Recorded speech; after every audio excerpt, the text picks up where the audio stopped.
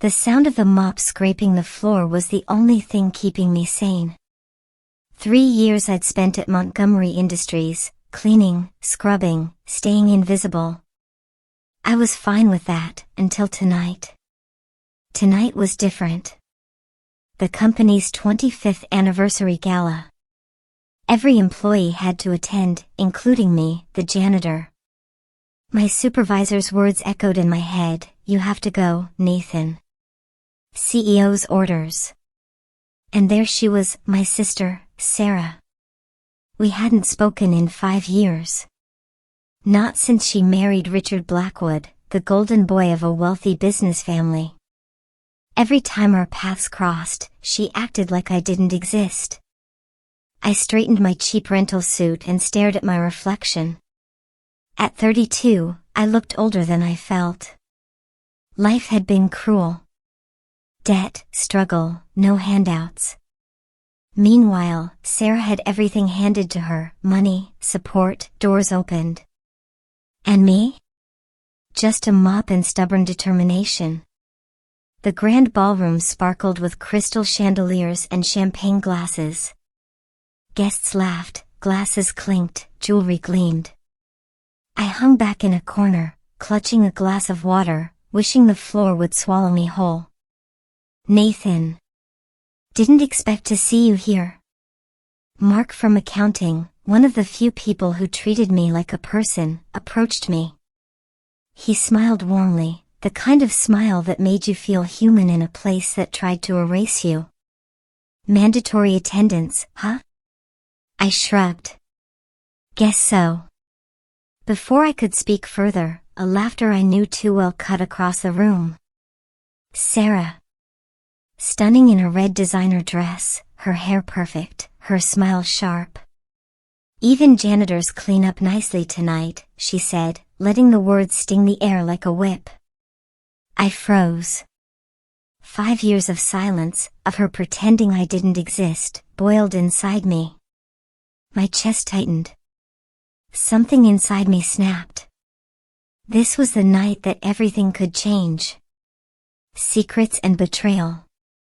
Sarah's laughter lingered in the air, sharp and cold. Richard stood beside her, smirking like he owned the room. I forced myself to remain calm, letting the tension coil inside me. "What was your name again?" Richard asked with mock interest. Nathan. Nathan Crawford, I said quietly, steadying my voice. My sister's smile faltered for the briefest second. Crawford, her maiden name. She spun a story for the board members, pretending we weren't related, as if a janitor and her high-status self had no connection. Laughter erupted around us. Mark shifted uncomfortably beside me. I opened my mouth to respond, but Sarah didn't give me the chance. Some people just lack ambition, don't they? Happy cleaning up after others while the rest of us move forward. My hands clenched. 5 years of pretending, 5 years of watching her climb while I stayed invisible. I couldn't hold it back. "You're right, Sarah," I said, my voice calm but firm. It would be embarrassing to have a janitor for a brother. Almost as embarrassing as having a sister who denies her own family to protect her image. The room went silent. Sarah froze, her perfect smile cracking.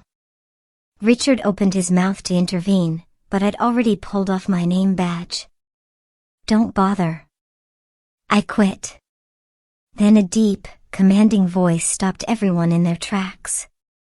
Now why would my best undercover analyst want to quit? Gasps echoed through the room. Alexander Montgomery, the elderly owner of the company, leaned on his cane, eyes twinkling with amusement. Sarah's face drained of color. "Undercover analyst," she stammered. "Yes," Montgomery said, walking closer. "Nathan has been my eyes and ears in this company for 3 years. Reporting on employee treatment, corporate culture, and nepotism." Whispers spread. The sister who mocked me from my position suddenly looked small, fragile, exposed. A janitor, she croaked. A janitor who studied at night, graduated top of his class, uncovered accounting irregularities, and saved this company millions, Montgomery continued. His gaze locked on Sarah. Tell me, did you ever wonder who left the anonymous tips that made you shine in front of the board? I stood there, frozen, as the truth hung in the air, heavy and undeniable. The fall and revelation. Sarah's perfectly applied makeup couldn't hide her shock. The ballroom that had mocked me moments ago now stilled every eye on us. Richard looked tense, his smugness gone. Montgomery placed a hand on my shoulder.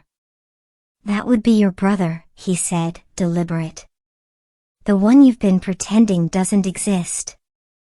The board members murmured, exchanging stunned glances.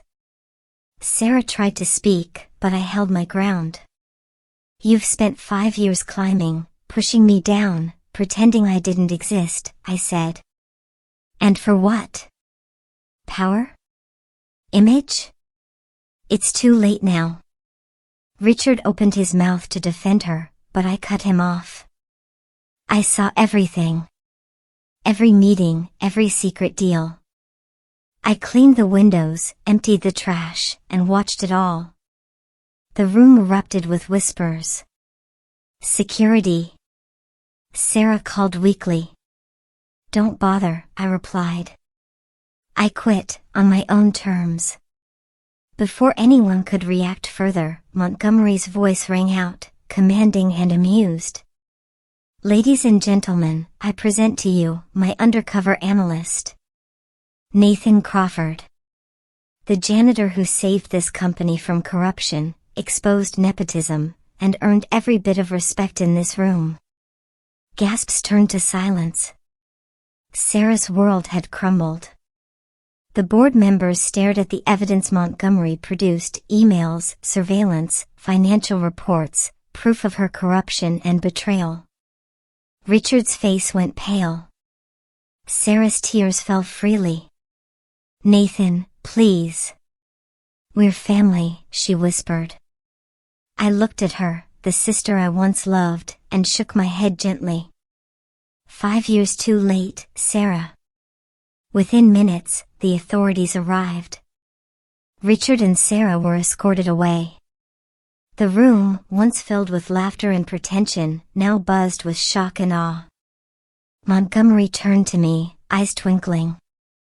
Nathan, it's time you moved into your real office. Your work here isn't over, it's just beginning. For the first time in years, I felt seen, respected, powerful, not because of wealth, but because I'd stayed true to myself. And in that moment, I realized, the greatest revenge isn't cruelty or malice, it's rising above, proving your worth, and staying human. Redemption and new beginnings. 6 months passed in a whirlwind. Sarah and Richard's trial made headlines, rags to riches to ruin.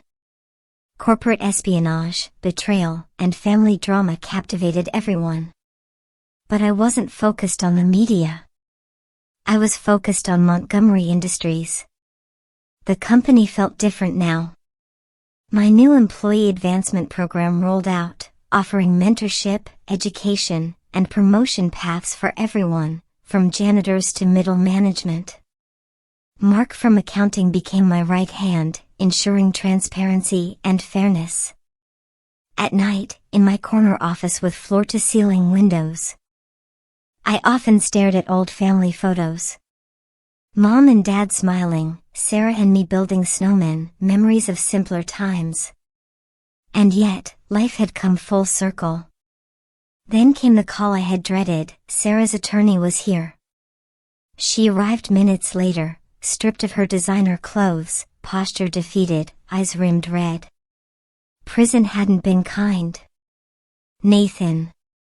I don't deserve this chance, she whispered. I kept my voice calm, professional. Maybe not. But that's what family does. We lift each other up, even when it's hard. Montgomery entered, placing a proposal in front of us. My rehabilitation program included opportunities for white-collar offenders, entry-level positions, strict oversight, but a real chance to rebuild. Sarah's hands trembled as she read it. "You mean, the mailroom?" she asked, hope creeping in. 6-month probation, ethics training, mentorship, starting from the bottom, I said softly. "And your mentor will be me, if you want it." Her tears came freely this time, not the elegant tears of her old self, but the sobs of someone who hit rock bottom and found a hand reaching out to help. We hugged. 5 years of distance melted away. She whispered, "I lost myself, Nathan. I forgot who we were." "Then let's remember together," I replied gently. 1 year later, the company newsletter featured our success story. Sarah, now program coordinator, smiled genuinely while mentoring another participant. The media still loved the janitor turned CEO story, but what mattered most was the picture on my desk, 2 photos side by side. One, us building a snowman as kids. The other, us building a sandcastle at a company picnic, laughing, together again. "Ready for the board meeting?" she asked. "Just thinking about how far we've come, together," I said. She smiled softly. "Like you always said." Walking into the room, employees greeted us with respect, warmth, and smiles. No whispers, no mockery, just family, reunited, stronger than ever. And from his office, Montgomery watched, satisfied. His legacy wasn't profits or innovation, it was second chances, redemption, and humanity at the top. Final line, call to action. If you believe in second chances and family, like, comment, and subscribe for more stories that inspire.